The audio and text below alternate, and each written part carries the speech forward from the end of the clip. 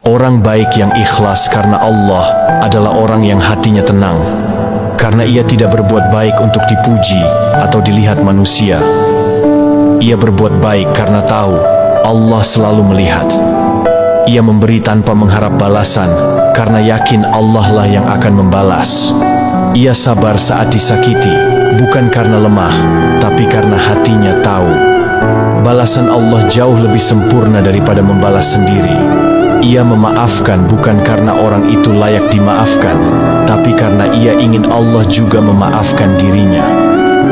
Orang seperti ini mungkin tidak dikenal di dunia, tapi ia sangat dikenal oleh langit. Ia mungkin diremehkan manusia, tapi ia mulia di sisi Allah. Karena ia tidak berjalan untuk mencari penilaian makhluk, tapi untuk mencari ridha Tuhannya.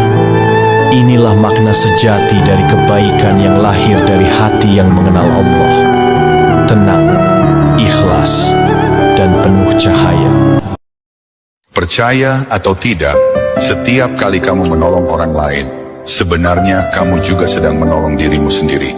Ketika kamu membantu seseorang keluar dari kesulitan, kamu menumbuhkan rasa empati dan kebaikan dalam dirimu. Saat kamu meringankan beban orang lain, hatimu pun menjadi lebih ringan. Kebaikan yang kamu berikan tidak hanya bermanfaat bagi orang yang menerima, tapi juga memperkuat jiwamu, membuatmu merasa lebih berarti.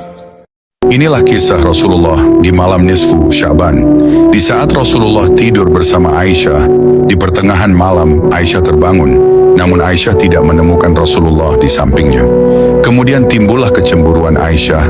Aisyah berpikir bahwa Rasulullah pergi ke rumah istri-istrinya yang lain, sehingga Aisyah mengunjungi rumah istri-istri Rasulullah, namun Aisyah tidak menemukan Rasulullah.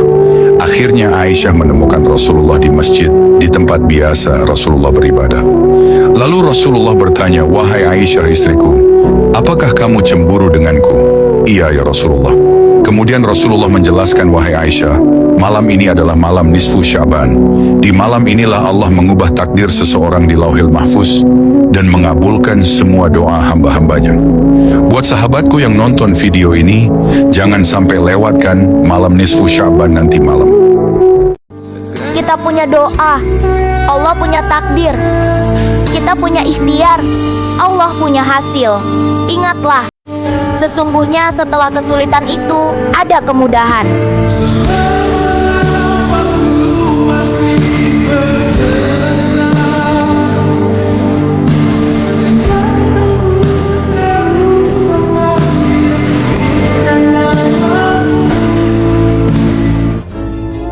Ya Allah, seburuk apapun diriku, tolong jangan libatkan ibuku di dalam dosaku. Tapi sekecil apapun kebaikanku, berikanlah juga ibuku pahalanya. Haramkanlah wajah ibu dan wajah ayah kami dari siksa api nerakamu. Ya Allah, ya Rabb, masukkanlah kedua orang tua kami ke dalam syurgamu tanpa hisab. Amin ya Allah. Hari Senin huruf S-nya apa? Semoga setiap langkah kecilku hari ini menuntunku menuju pintu keberhasilan yang Engkau ridhoi. Amin. Di antara ribuan langkah yang kutempuh, biarlah setiap detik ikhtiarku menjadi doa yang mengetuk pintu langit. Aku tidak meminta jalan yang selalu rata. Aku hanya memohon agar setiap langkah kecilku hari ini selalu berada dalam naungan ridhomu, hingga akhirnya aku tiba di ambang keberhasilan yang menenangkan jiwa. Amin.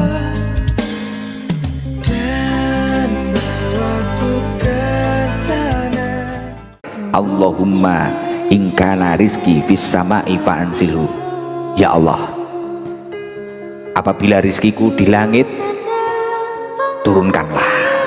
Wa ingkana fil ard, dan apabila rizkiku itu tertanam di bumi, fa'akhriju, maka keluarkanlah, tumbuhkanlah dari bumi. Wa ingkana mu'asiran, apabila rizkiku itu sulit, ya Allah, fayasiru, permudahlah. Aku rela bekerja keras, menguras keringat, bukan karena ingin menumpuk harta dan memiliki segalanya, tapi aku ingin mengejar senyum bahagia dari seorang istri dan anak-anakku. Karena senyuman dari seorang istri dan anak-anakku adalah segalanya bagiku. Disitulah fitrah yang selalu dan selamanya aku kejar. Sehat-sehat selalu ya anak-anakku dan istriku tersayang. Jangan tumbang sebelum semuanya tercapai. Jika ingin menyerah, ingatlah wajah keluargamu dan wajah manusia yang menghinamu. Semua sedang aku usahakan sekuat yang aku bisa, tanpa kenal lelah dan putus asa. Karena aku sadar ada sakit yang harus dibalas dengan keberhasilan, dan ada keluarga yang harus aku bahagiakan. Aku memang tidak punya apa-apa, tapi justru itulah alasan terbesarku untuk berjuang. Aku ingin membuktikan bahwa dari nol, bahkan minus pun, aku bisa bangkit dan meraih segalanya.